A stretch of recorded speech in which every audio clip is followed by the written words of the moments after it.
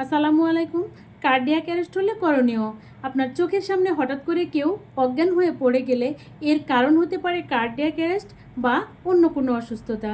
যদি cardiac arrest হয়, সে আপনার চোখের সামনে কয়েক মিনিটের মধ্যেই মারা যাবে। তবে আপনি যদি কিছু ফার্স্ট এইড জানেন, তাহলে হয়তো ওই মানুষকে বাঁচিয়ে রাখতে পারবেন হাসপাতালে নেওয়া পর্যন্ত।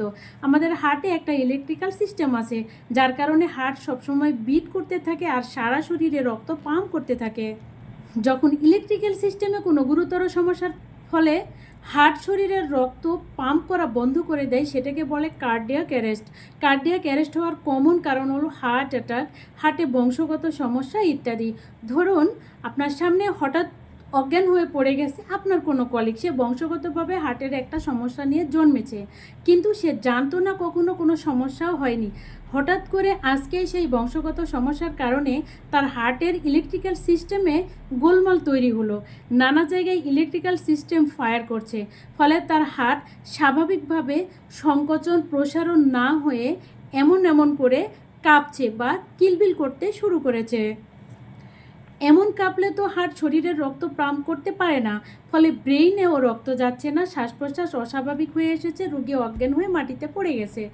এই সময় যে রোগী পড়ে গেছে এটা তার মনে থাকবে না, কারণ ওর ব্রেইনে রক্ত যাচ্ছে না, অক্সিজেন যাচ্ছে না, ফলে ব্রেইনের কিছু কোষ মারা যেতে শুরু করেছে।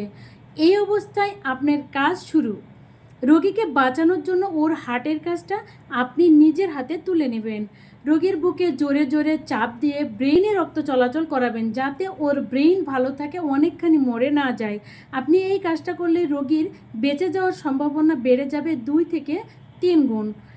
এটাকে বলে কার্ডিও পালমোনারি রিসাসিটেশন বা সিপিআর। কিভাবে করবেন পুরোটা বুঝিয়ে বলছি। যখন দেখলেন রোগী পড়ে গেছে, তখন আপনাকে খুব দ্রুত 3টি কাজ করতে হবে। নাম্বার 1, রোগীর কাঁধে হালকা করে ঝাঁকি দিয়ে জোরে আওয়াজ করে জিজ্ঞাসা করবেন, তুমি কি ঠিক আছো? রোগী কোনো সাড়া দিল না, নড়াচড়াও করলো না, অর্থাৎ সে অজ্ঞান হয়ে গেছে। নাম্বার 2, এখন আপনার সাথে কয়েকজন মানুষ লাগবে, তাই চিৎকার করে আশেপাশের মানুষকে ডাকুন। তাদেরকে বলুন আপনি যে অঞ্চলে আছেন সেই অঞ্চলের জরুরি সেবার নাম্বারে কল দিতে, অথবা 999 নাম্বারে কল দিতে, এবং ডিফিব্রিলেটর নামের যন্ত্রটা নিয়ে আসতে। এটাকে অনেকে এইডি পিএডি নামেও চিনে। যাদেরকে বলবেন দ্রুততার সাথে এই কাজগুলো করতে বলবেন। এগুলোর পাশাপাশি খেয়াল করুন রোগীর শ্বাস প্রশ্বাস কেমন, স্বাভাবিক আছে, বুক ওঠানামা করছে, বাতাস আসা যাওয়া করছে। সবার শ্বাস প্রশ্বাস একেবারে বন্ধ হয়ে যায় না। কার্ডিয়াক অ্যারেস্ট হলে শ্বাস প্রশ্বাস কেমন হয় সেটা বলছি। রোগী হা করে জোরে উপরের দিকে একটা টান দিবে অক্সিজেন নেওয়ার জন্য, আর একটু পর পর রোগী এভাবে শ্বাস নেওয়ার চেষ্টা করবে। রোগী যদি আপনার ডাকে সাড়া না দেয় আর শ্বাস প্রশ্বাস স্বাভাবিক না হয়, বন্ধ হতে হবে এমন কথা নয়, তাহলে ধরে নেবেন রোগীর কার্ডিয়াক অ্যারেস্ট হয়েছে। এক্ষুনি সিপিআর শুরু করতে হবে। ধরেন আপনি বুঝতে পারছেন না শ্বাস প্রশ্বাস স্বাভাবিক নাকি অস্বাভাবিক, কার্ডিয়াক অ্যারেস্ট কিনা শিওর না, তাও আপনি সিপিআর শুরু করবেন। অনেকে ভয় পান যদি ভুলে সিপিআর শুরু করি, যখন আসলে সিপিআর দরকার ছিল না, তাহলে রোগীর অনেক বড় ক্ষতি হবে। উত্তর হলো না, না, না। বুকে চাপ দিলে রোগীর ক্ষতি হবে এমন কোনো দুশ্চিন্তা আপনার করার দরকার নেই। আপনি বুকে চাপ দেওয়া শুরু করবেন, কারণ রোগী সুস্থ থাকলে নিজেই আপনাকে সরিয়ে দেবে।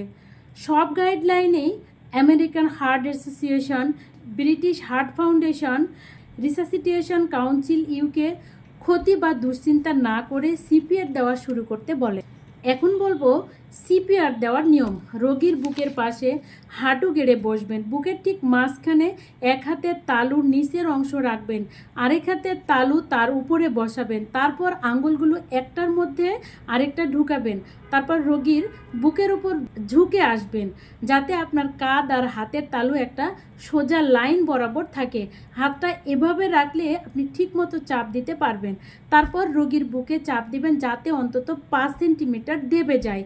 5 সেন্টিমিটার কিন্তু অনেকটুকু, বুঝতেই পারছেন, বেশ জোরে জোরে চাপ দিতে হবে এবং খুব দ্রুত করতে হয়। প্রতি মিনিটে 100 থেকে 120 বার, অর্থাৎ 1 সেকেন্ডে প্রায় 2 বার চাপ দিতে হয়। এই কাজটা রোগীর জীবন বাঁচানোর জন্য খুবই গুরুত্বপূর্ণ।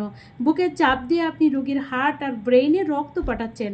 2টা চাপ দেওয়ার মাঝখানের সময় খেয়াল রাখবেন রোগীর বুকে যেন আবার পুরোপুরি আগের অবস্থান ফিরে আসে, এতে রক্ত চলাচল করবে। সারাক্ষণ বুকে চাপ দিয়ে রাখবেন না, এক চাপ দিয়ে তারপর হালকা করে ছেড়ে দেবেন। 2 চাপের মাঝখানে বুকের উপরে ভর দিবেন না। একজন মানুষ সাধারণত 2 মিনিটের বেশি ভালোভাবে বুকে চাপ দিতে পারে না, তাই 2 মিনিট পর পর তার আগেও যদি কেউ ক্লান্ত হয়ে পড়ে, মনে হয় যে সে 5 সেন্টিমিটার দাবাতে পারছে না, তাহলে আর একজন তার জায়গা নেবে। 30 বার বুকে চাপ দেওয়ার পর 2টা রেস্কিউ ব্রেথ দিতে হয়। তারপর আবার 30 বার বুকে চাপ দেওয়ার পর আবার রেস্কিউ ব্রেথ, এভাবে চালিয়ে যেতে হবে। রেস্কিউ ব্রেথ কীভাবে দিতে হয়? এক হাতে রোগীর মাথা হালকা নিচু করে, আরেক হাতে 2 আঙ্গুল দিয়ে থুতনি উঁচু করে, যে হাত মাথায় সেটা দিয়ে রোগীর নাক বন্ধ করে তার মুখের সামনে মুখ লাগিয়ে 1 সেকেন্ড ধরে শ্বাস ছেড়ে রোগীর ফুসফুসে বাতাস ঢোকানোর চেষ্টা করতে হয়। অনেকে এটা দেওয়াকে স্বাচ্ছন্দ্য বোধ করে না, সেক্ষেত্রে দরকার নেই। তবে দয়া করে সিপিআর বন্ধ করবেন না। কতক্ষণ এরকম চালিয়ে যাবেন? যতক্ষণ না জরুরি সেবা থেকে সাহায্য আসে বা রোগীর জ্ঞান ফিরে আসে, অথবা হয়তো রোগীর চোখ খুলছে, কাশি দিচ্ছে, কথা বলছে বা শ্বাস প্রশ্বাস স্বাভাবিক হয়ে গেছে। তাহলে শিখে গেলেন এই পরিস্থিতিতে আপনার কি কি করা উচিত। আপনার চেষ্টাতে একটা জীবন বেঁচে যেতে পারে, আর সেটা যদি নাও হয় তাহলেও আপনি বুঝবেন আপনার সর্বোচ্চ চেষ্টাটুকু আপনি করেছেন। সবাই ভালো থাকবেন, আমাদের জন্য দোয়া করবেন। দেখা হবে নেক্সট ভিডিওতে। আল্লাহ হাফেজ।